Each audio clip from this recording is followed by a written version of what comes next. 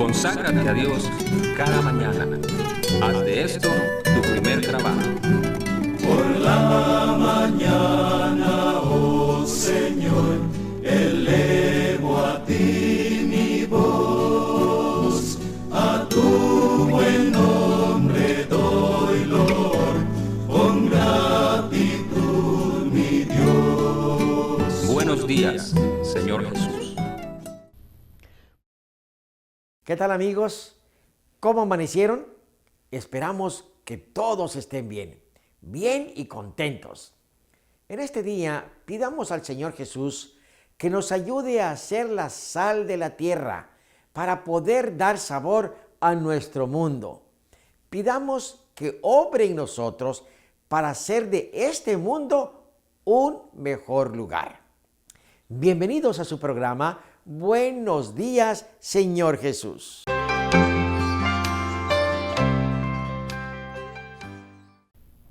Estimados amigos, muy buenos días tengan todos ustedes. Bienvenidos a su programa Buenos días, Señor Jesús.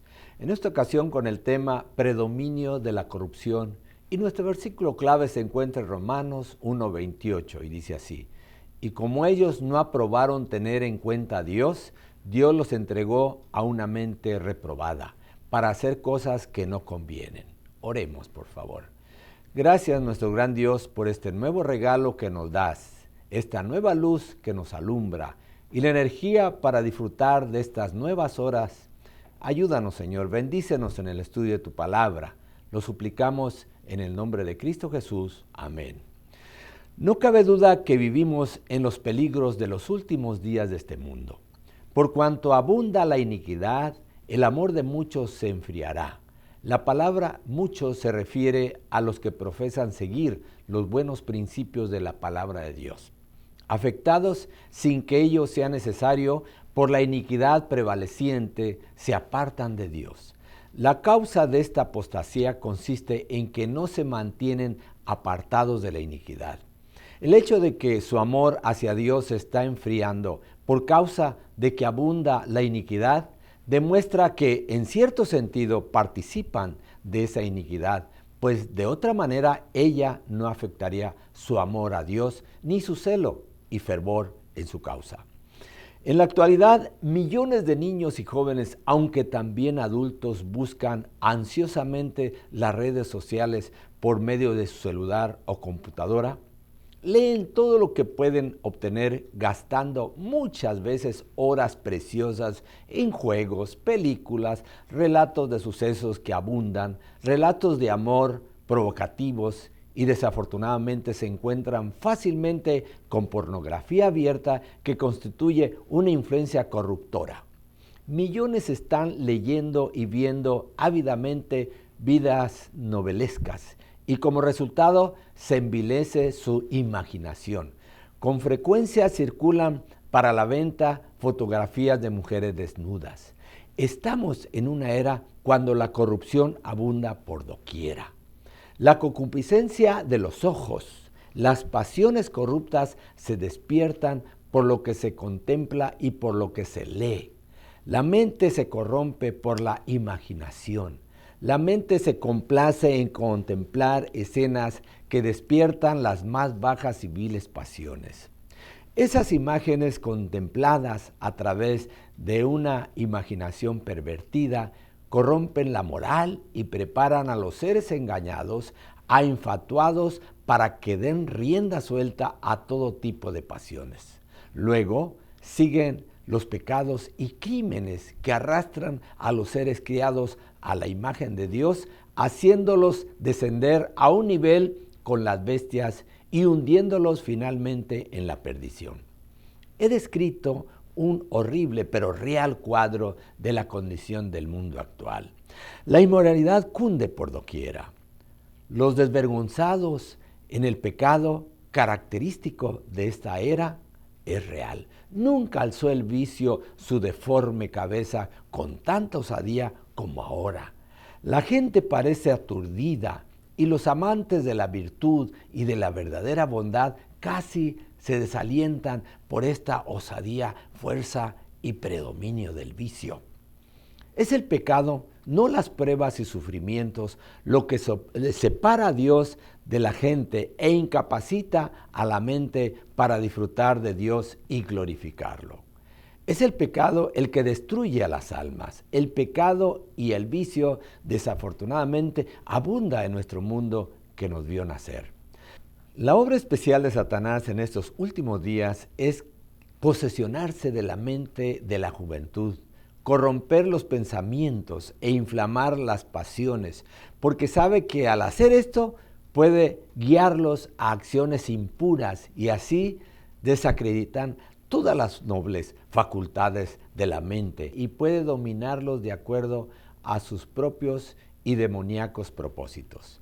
La juventud de hoy en día es un indicio seguro de la sociedad futura y al verla, ¿qué podemos esperar para el futuro?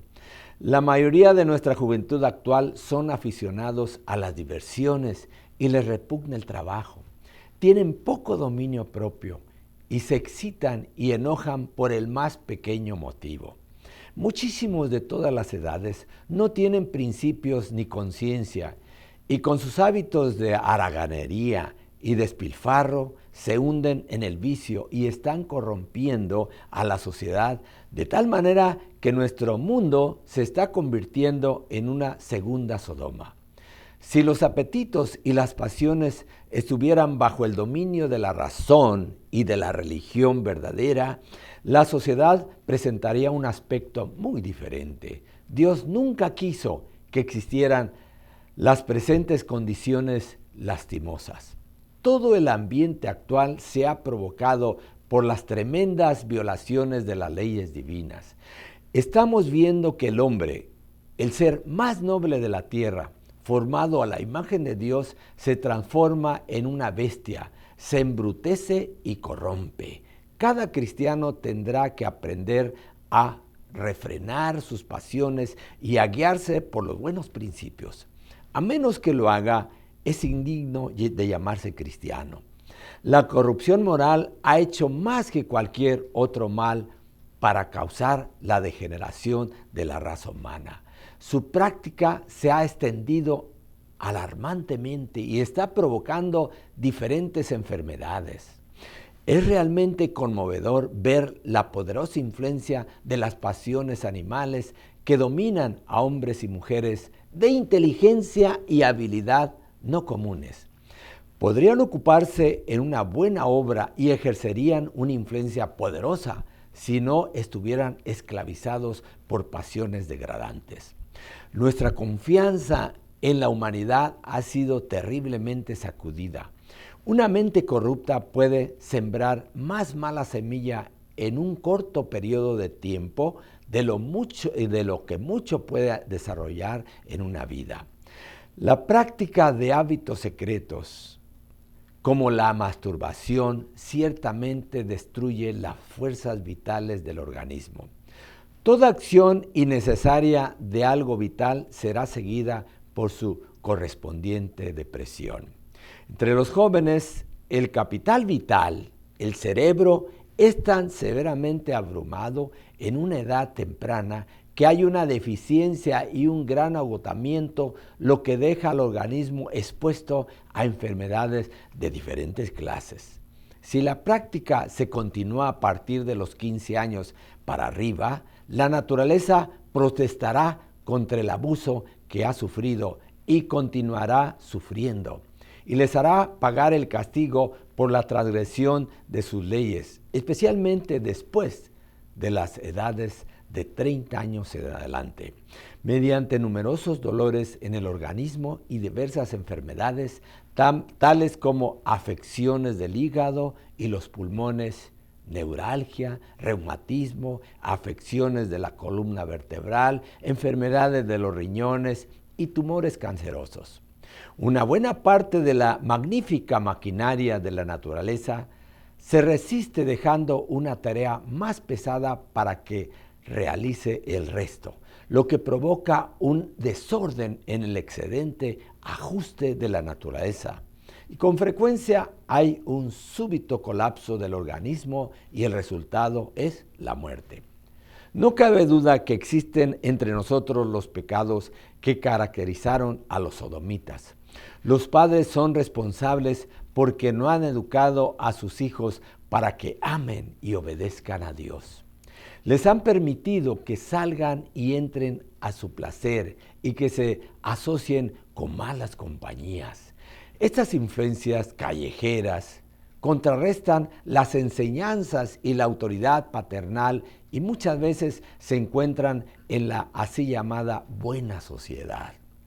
Por su vestimenta, su apariencia, sus diversiones se rodean de una atmósfera que se opone a los buenos principios.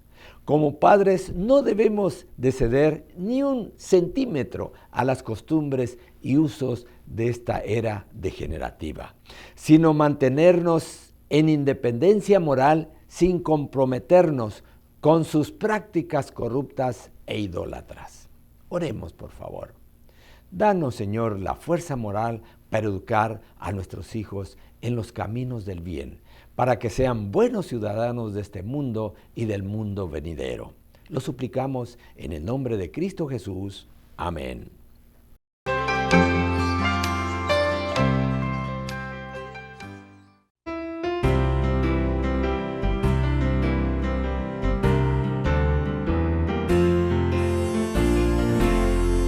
Notarás que, hermanos, hallamos aquí. Esto es porque somos la familia de Dios. Si sufre alguno, lo sentimos también. Las victorias gozamos, cual familia de Dios. Soy feliz porque soy de la familia de Dios. Por su sangre en la fuente, lavado fui, gozo con mi Cristo, cual viajero salir. Parte soy de la grande familia de Dios. Desde el orfanatorio a la casa del rey, de pobre amigo fui llamado a servir. De débil a fuerte Él me transformó. No soy digno, mas gloria a Dios, soy parte de Él. Soy feliz, parte soy de la familia de Dios. Por su sangre en la fuente, lavado fui, gozo con mi Cristo, cual viajero salir. Parte soy de la grande familia de Dios.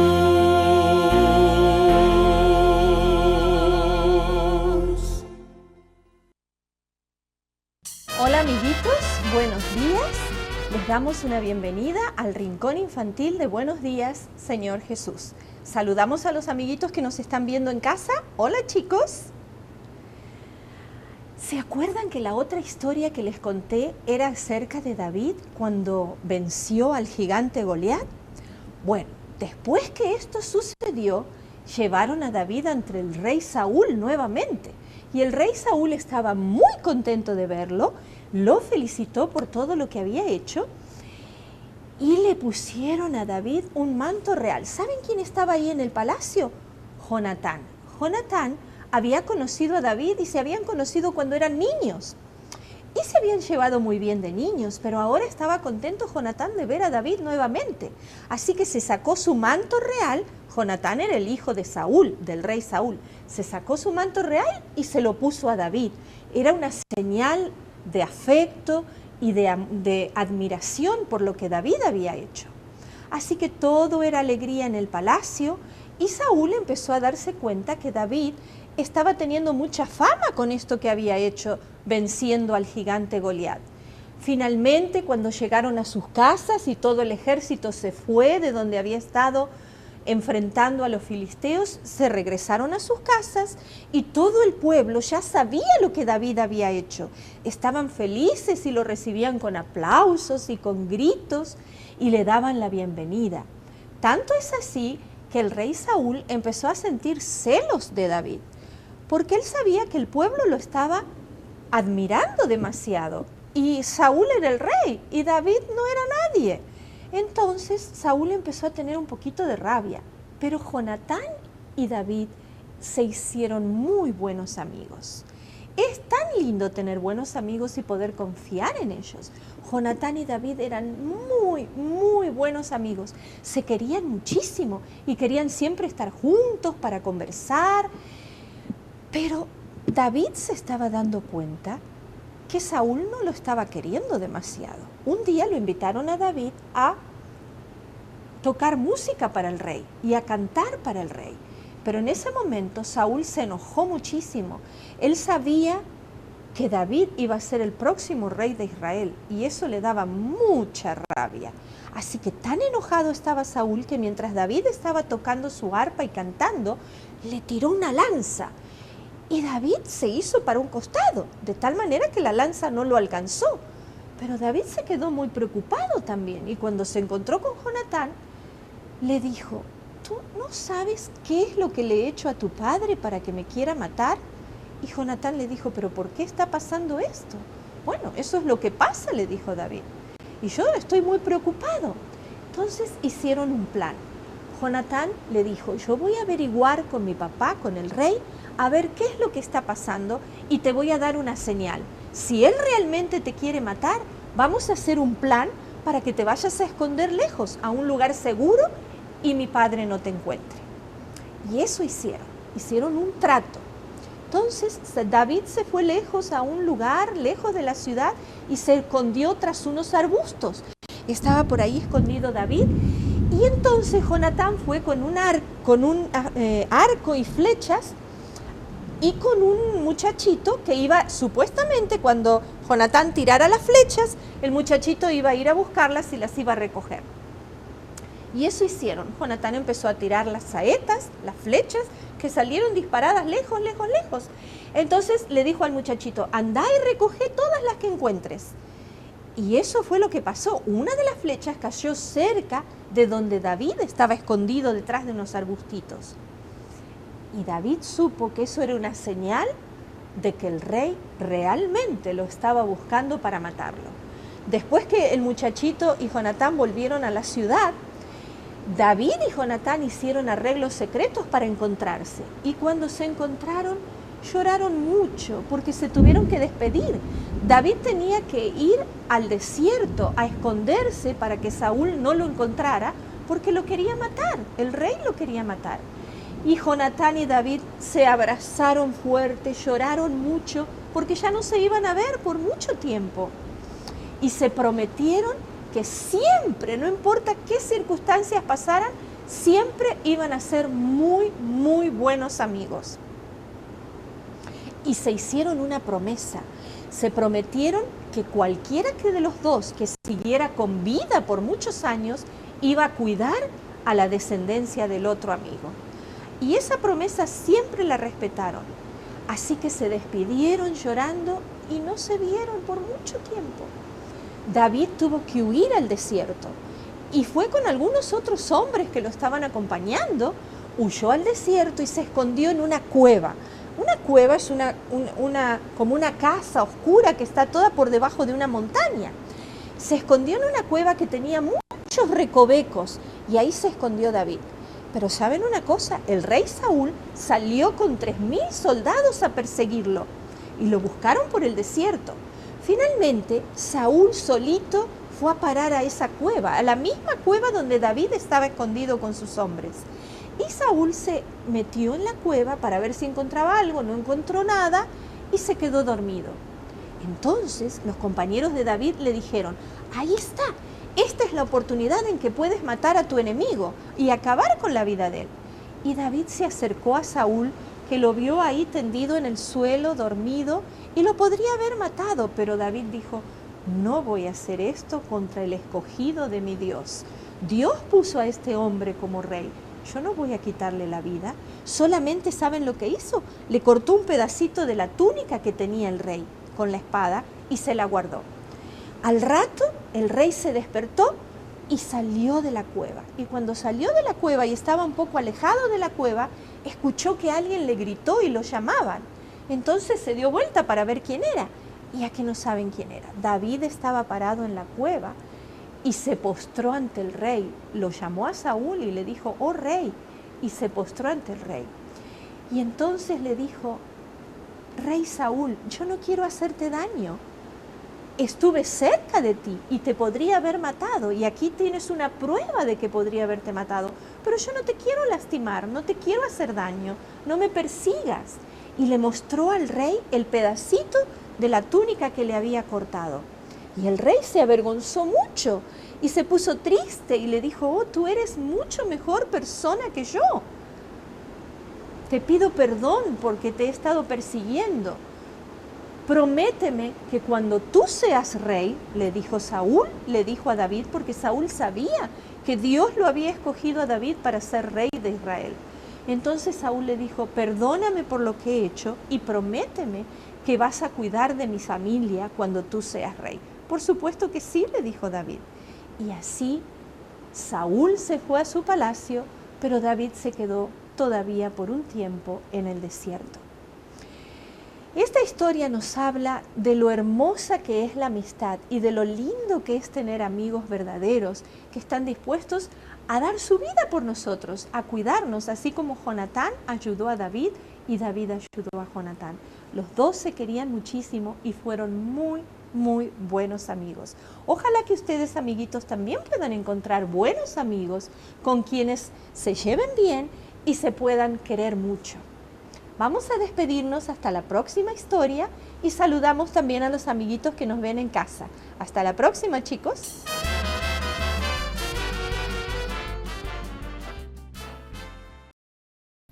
Después de la meditación de hoy, estoy seguro que nos sentimos agradecidos por haber sintonizado este programa.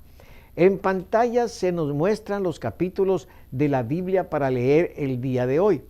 Si usted está siguiendo esta guía, terminará de leer la Biblia en un año. Les deseo un feliz día y les espero para la reflexión del día de mañana.